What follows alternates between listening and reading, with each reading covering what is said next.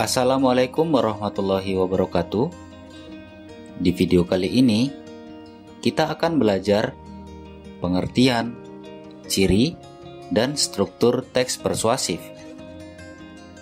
Pernahkah kamu terbujuk dan membujuk seseorang untuk melakukan sesuatu? Jika iya, kegiatan inilah contoh pengaplikasian dari apa yang disebut teks persuasif. Persuasif adalah komunikasi yang bertujuan untuk mengajak atau membujuk sikap atau perilaku seseorang sehingga bertindak sesuai dengan apa yang diharapkan oleh orang yang mengajak. Secara umum, teks persuasif adalah suatu paragraf yang isinya berupa ajakan atau membujuk pembacanya agar melakukan atau mengikuti apa yang penulis ungkapkan di dalam teks. Ciri-ciri teks persuasif.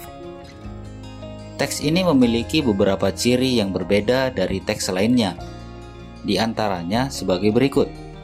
Yang pertama, berisi data dan fakta. Hal ini dikarenakan tujuan utama dari teks ini adalah untuk memengaruhi pembaca.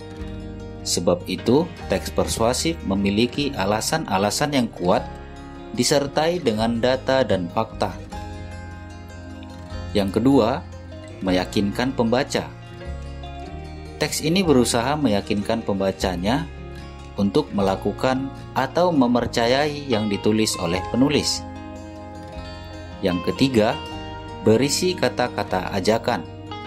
Teks ini banyak menggunakan kata-kata ajakan seperti ayo, mari, lakukanlah, dan lain-lain.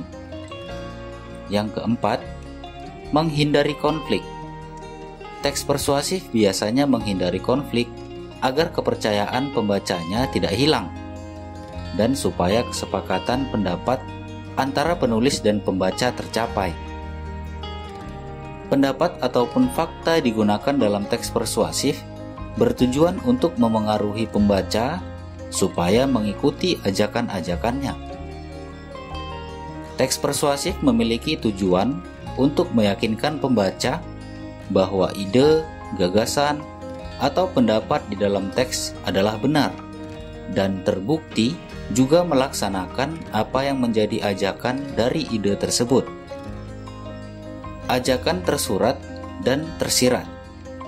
Mengacu pada tujuan tersebut, maka kata-kata ajakan pun menjadi kunci utama dalam teks persuasif.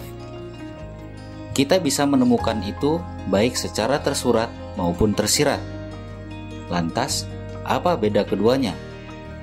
Pengertian tersurat adalah penyampaian ajakan secara langsung, sedangkan tersirat adalah penyampaian ajakan secara tidak langsung. Secara tersurat, teks persuasif menggunakan kata-kata yang dapat diketahui langsung bahwa itu bertujuan untuk melakukan sesuatu. Kata-kata yang sering dipakai misalnya sebaiknya, seharusnya, jangan, hindarilah, dan lain-lain. Secara tersirat, teks ini mengharuskan pembaca untuk menerjemahkan ajakan yang dimaksud dalam teks tersebut. Biasanya ini tersembunyi dan tidak tertulis. Struktur teks persuasif. Teks persuasif memiliki tatanan dan urutan dalam penyusunan teksnya. Paragraf pada setiap teks memiliki struktur tersendiri. Berikut beberapa hal yang menunjukkan struktur pada teks persuasif. Yang pertama, pengenalan isu. Pengenalan isu berupa pengantar atau awalan pada teks yang mengenalkan isu atau permasalahan yang akan dibahas pada teks. Struktur yang kedua, rangkaian argumen. Rangkaian argumen berupa pendapat-pendapat dari penulis mengenai isu yang dikemukakan sebelumnya. Pada bagian ini juga dikemukakan mengenai data atau fakta yang mendukung argumen tersebut. Struktur yang ketiga, pernyataan ajakan.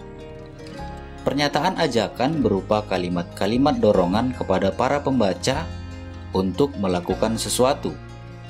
Pernyataan ajakan dapat berupa tersirat maupun tersurat pada teks. Struktur yang keempat, penegasan kembali. Penegasan kembali bertujuan untuk memperkuat pernyataan dan argumen-argumen sebelumnya.